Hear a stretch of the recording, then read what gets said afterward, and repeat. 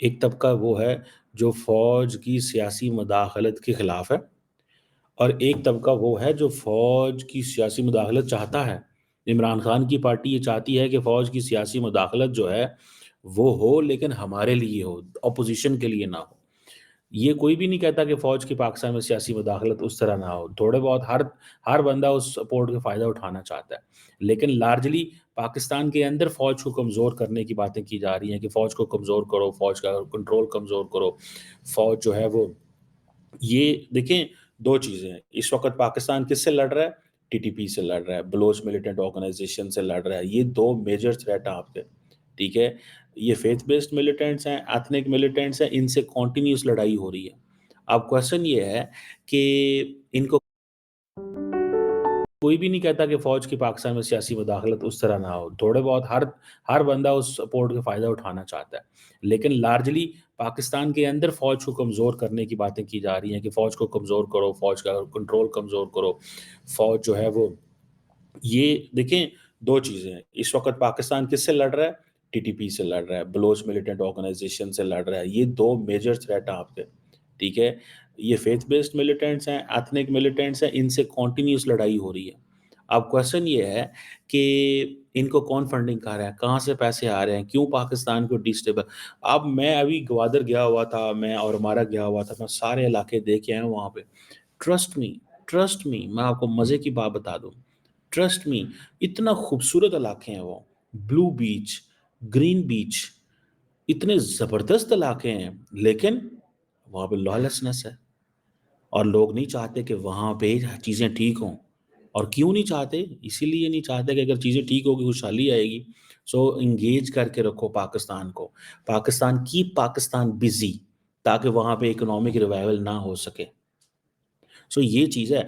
लेकिन अगर पाकिस्तान के अंदर एक मज़बूत डेमोक्रेटिक गवर्नमेंट हो, उसके पीछे फ़ौज खड़ी हो और कहीं बाहर से लेजिटिमेसी ना लेनी पड़े, तो कोई परेशानी नहीं है।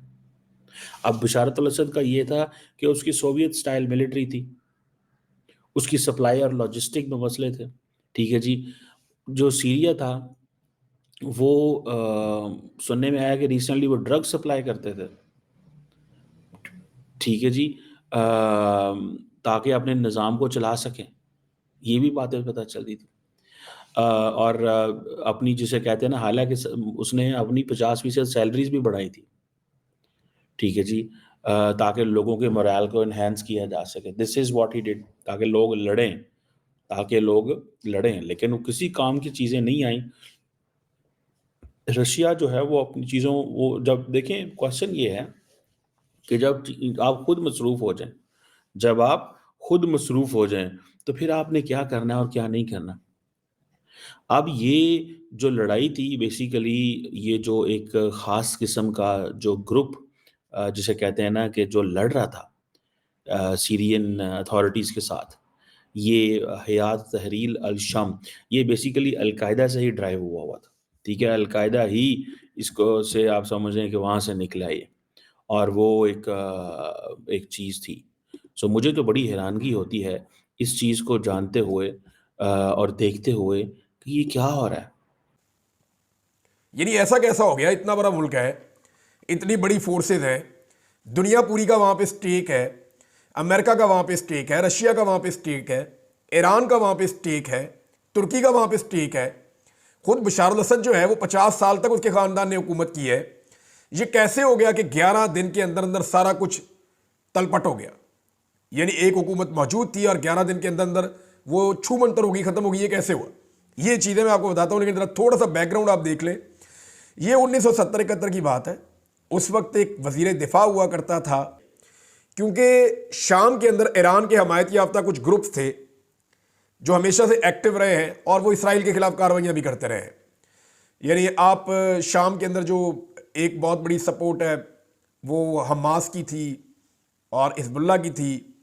तो ये ईरान को वहाँ पे हमेशा से शाम में, लबनान में, ईरान में अपने कुछ ना कुछ उसने अपने एलिमेंट हमेशा से रखे थे। और शाम को पूरी सपोर्ट शाम की हुकूमत को ईरान देता था और रशिया भी देता था। यानी अभी आखिर तक जिन दो मुल्कों ने पूरी सपोर्ट दी है बशार अल-असद को और उसके ख़ानदान को या उसके इक़्तिदार को, वो एक ईरान है। ईरान के तो इवन जनरल्स और कमांडर्स वो वहाँ पे मौजूद थे और वो सारी हिकमत अमली बनाते थे। बशार के लिए और उसकी पूरी सपोर्ट करते थे। फिर इस तरह रशियंस जो हैं वो अपने शिप्स लेकर आए हुए थे, अपने बहरी जहाज, अपना इक्विपमेंट, अपने हथियार वो लेकर आए थे, उनके फौजी वहाँ पे मौजूद थे, वो लड़ाई में प्रैक्टिकली हिस्सा लेते थे रशियंस। तो ये दो मुल्क सपोर्ट कर रहे थे बशार के इक़्तिदार को। दूसरी जानिब जो आखिरी लड़ाई थी, इसमें जो अरब ममालिक हैं वो और अमेरिका, ये दूसरी तरफ थे, जो किसी और के ऊपर डिपेंडेंट हो और अपनी पॉपुलर बेस ना हो, अपने मुल्क के अंदर से ताकत ना मिल रही हो और किसी के ऊपर बैरूनी ताकतों पे डिपेंडेंट हो, वो खत्म हो जाते हैं। और रशिया और ईरान दोनों सपोर्ट कर रहे थे सीरिया को और दोनों ही उसको इन 11 दिनों में सपोर्ट नहीं कर सके और समवेयर दे लॉस्ट बिशारत अल असद। अब बिशारत अल असद वहां से निकल गए हैं। इसमें पाकिस्तान के लिए क्या लेसन है मैं वो आपको बताऊंगा, बिकॉज हमारे लोगों को बड़ा शौक है कि अपनी फौज को कमजोर करने का। बिल्कुल फौज की को अंडर द सिविलियन अपरेटस होना चाहिए। इस पे मैं जो फौज का एक कॉन्स्टिट्यूशनल जो फौज का एक कॉन्स्टिट्यूशनल मैंडेट है उससे बिल्कुल बाहर नहीं आना चाहिए। मैं इस चीज से बिल्कुल एग्री करता हूं और मैं इसी चीज का सपोर्टर हूं। But the question here is कि बशारत अल असद क्या क्या हुआ? ठीक है जी, रशिया हमेशा उसको बैक करता था, एयर स्ट्राइक करता था रेबल ग्रुप्स के ऊपर एंड उनके जो कुर्दिश अलाइज थे उसके ऊपर। ठीक है जी, और ये जो हो रही थी फिर आईएस के हवाले से था। ईरान के लिए सीरिया बड़ा इंपॉर्टेंट था क्योंकि ईरान अपनी सारी की सारी, अगर आप ये देखें लेबनान का मैप देखें तो सारी की सारी जो सप्लाईज थी ईरान अपनी सीरिया से लेबनान में भेजता था, जहां से उसने हिजबुल्ला को मजबूत किया हुआ था। तो ईरान की तो कमर टूट गई है इससे, बिकॉज उनका तो मेन अलाई खत्म हो गया। ठीक है जी, और ये मिडल ईस्ट में आप समझ लें कि 2011 से होने वाली लड़ाई जो शुरू है उसका अख्ताम अभी पहुंचा है, सीरिया अभी गिर गया। ये वो जंग है जो अरब स्प्रिंग से शुरू हुई थी, जिसमें हालांकि 2011 में जब शुरू जंग हुई तो उस वक्त तो बड़ी जिसे कहते हैं ना बड़े स्ट्रेंथ के साथ वो लड़े थे, बड़ी स्ट्रेंथ के साथ लड़े थे। लेकिन अभी तो कुछ भी नहीं, अभी तो उनको एक झटके में ही वो चले गए हैं सारे। ठीक है जी, और लग ये रहा है कि इराक जल रहा है, सीरिया जल रहा है।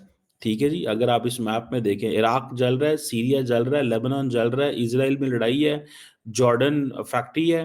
ठीक है, यमन के अंदर मसले हैं, पूरे का पूरा मिडल ईस्ट जो है इस वक्त एक वो कॉन्फ्लिक्ट की ग्रिप में दोबारा आ चुका हुआ, दोबारा वो आ चुका होगा, कॉन्फ्लिक्ट की ग्रिप में दोबारा आ चुका होगा। ठीक है जी, और ये जो सीरियन रजीम है, ये जो बशार अल असद की हुकूमत है, ये अलेप्पो, हमा, होम्स के अंदर वहाँ पे तो एक सेकंड भी नहीं लगा और जो रेबल्स थे उन्होंने ओवरटेक कर लिया। ठीक है जी, 2011 और 16 के अंदर तब असद रजीम ने उस वक़्त चीज़ें उनके खिलाफ कर दी थी। रशिया की एयर स्ट्राइक भी सपोर्ट कर रही थी, हिज़्बुल्लाह के ट्रूप्स भी सपोर्ट कर रहे थे। ठीक है जी, और अब ना हिज़्बुल्लाह है वहाँ पे, रशिया था वहाँ पे।